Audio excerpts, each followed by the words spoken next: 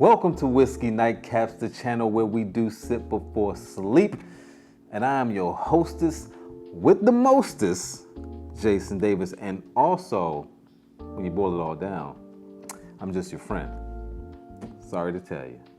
All right, today we are going to be reviewing Widow Jane Lucky 13. We're going to pour it, we're going to sniff it, we're going to sip it, and find out if this whiskey is good or not. Well, I already know the answer, but obviously the bottle's already open, but you don't know. And so you have to tune in to find out. Let's go. All right, now I'll be honest with you, and I hate to offend anybody, but Widow Jane was a whiskey that I kind of had an aversion for. Like, I avoided this whiskey based on the fact that I knew Widow Jane was out of New York. And I'm from the South. And you know, those up north people, them Yankees, I don't really like them like that. At least, you know, in my younger years, right? But I'm thinking to myself, here's a whiskey company out of New York City, like those Pace Picante commercials. I'm kind of dating myself, but most of my viewers are probably not young anyway. But when you think of whiskey, bourbon, okay, we're talking about bourbon, you don't think about New York or California, even though there are distilleries or whiskey companies that come out of these places. But then I found out, if you actually look at this bottle, it's bottled in New York, but it's distilled where? I'll give you 2 seconds. 2 seconds is up. Kentucky, the mecca of bourbon, okay? Bourbon country. So the whiskey's sourced, basically, right? Now this is a blend of straight bourbons that are no less than 13 years old. Now, in doing my research, like if you read the bottle, it says like, it almost makes it seem like it's a blend of whiskeys that came out of one rick house, but I believe that it is a blend of different whiskeys, possibly from different distilleries, but I cannot prove that to be true because the information on this particular whiskey is kind of hush-hush. Now let's read the back of this, because this is where you get all your good information from, right? And reading is fundamental. It says, and hold up, because I have to get my poetry voice on, because you know they try to make the whiskey sound so awesome. The unique offering arises from a select group of barrels whose warehouse position has led to the whiskey of unusually rich and flavorful character, aged for a minimum of 13 years. Hand assembled in Brooklyn. I don't know how you hand assemble whiskey, but continue. Non-chill filtered and proofed with our own limestone water from the legendary Rosendale mines of New York. Lucky 13 is always a way to share good fortune. Now, story behind this particular bottle. One of the vendors or the distributors that I purchased whiskey from came to me one day and he said, "Hey Jason, I heard that you like whiskey." And I said, "If you heard that, then your ears work correctly, sir, because not only do I like whiskey, I live whiskey." Okay? And then he tells me that this particular bottle only comes around once every now and then, and the last time they gave him one bottle, stay with me, one bottle to take around to all of his customers, so everybody got a sip. Puff, puff, pass, motherfucker, you know what I mean? And this particular year, they had given him enough where he could offer a bottle to each one of his customers. And he asked me if I wanted one, and he made it sound like it was so rare that of course I said yes. And that's how I got this bottle, okay? Now, as we all know, whiskey is about stories, it's about storytelling, just like when I read the back of this bottle, when I read the label. And I'm thinking that maybe he told me a story too, because right before I did this video, I went online and I looked at Total Wine, and the bottle is available there, so it can't be but so rare, because I can't find a bottle of rare, Eagle Rare. I told you that last video. Can't find a bottle of Buffalo Trace anywhere. Those are bourbons that are hard to come by. But this is in the store now. It retails for $124. Left that part out, right? So it's available for you, but it's gonna cost you. Now this whiskey is 46.5%, which is 93 proof. Batch number 15, bottle number 155, and it was bottled in 2023. Let's go ahead and take a look at this sucker. Now I will tell you, and this might sound a little weird, but when I pour this whiskey into the glass, it almost has like a wine color almost. You see almost like a reddish tint to it, which I thought was different, right? Let's let this swirl around in the glass. Okay, not very viscous, but it does cling to the glass enough. 13 years is an amazing amount of years for a bourbon, all right? Typically, like your scotches start off around 12, that's like a baseline. Bourbon, you don't want to age too long, right? Because of the rate at which bourbon ages because of the temperature here in America. So 13 years is a pretty decent bourbon. It's pretty old bourbon, in my opinion. Now, right off the nose, what jumps out at me the most,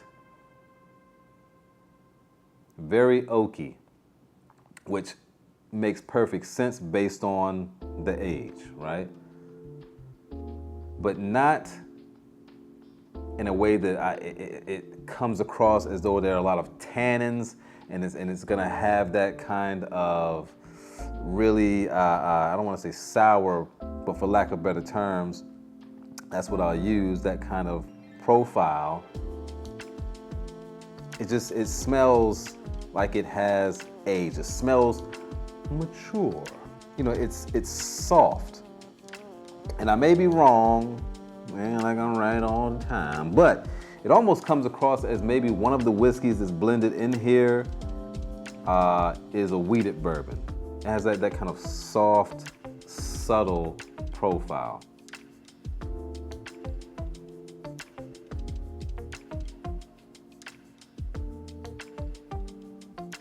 What was on the nose does translate to the palate. So the first thing on my sensory, is that a thing? Sensory? Olfactory? No, that's smelling, right? The first thing that I can taste is the oak. But there is a cherry on the back end. Slight heat, but not unbearable, not enjoyable. When you drink bourbon, you want to know you're drinking bourbon. Long finish. It's stretching out, and there's more oak on that finish as well. That's pretty decent. That's pretty decent. You know, I went to a bar one time. There's a place around here, it's in Columbia, called Chicken and Whiskey. And shit, those are two things that I like, right? Chicken and whiskey. And that was the first time that I actually had Widow Jane, but it wasn't this one. It's the one you normally see. And they were charging like $20 for a glass, and I thought that was redonkulous, you know. Like, it's good, but I don't know if it was that good.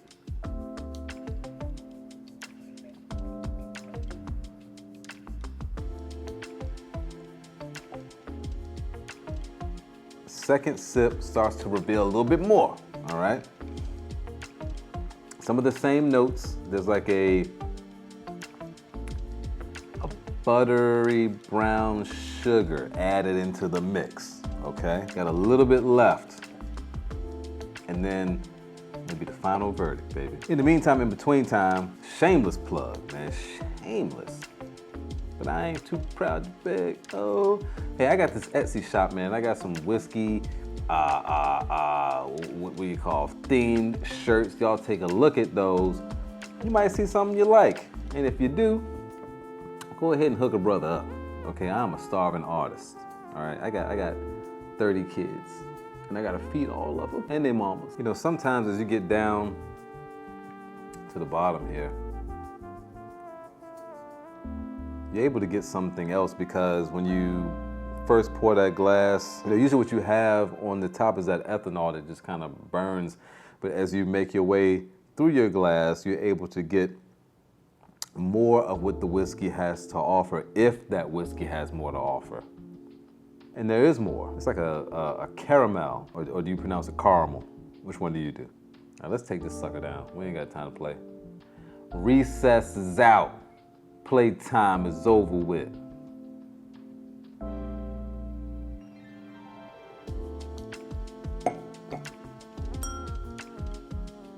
It was more sweetness. Definitely more sweetness on this sip. That's that vanilla that is typical of a bourbon, and I feel it like coating the inside of my mouth. And pause. Those who know, but that just sounds weird to say. But no, seriously, like it is coating the inside of my mouth, and you feel that slow finish. Pause again, and that's hella New York. All right, so what do we think? Easily, this is an excellent bourbon. Layered. That's how you want your whiskey. We don't deal with basic B's. Not around here, not around these parts, okay? The whiskey should tell you a story. It should tell you a bedtime story, okay? That has plot turns and twists.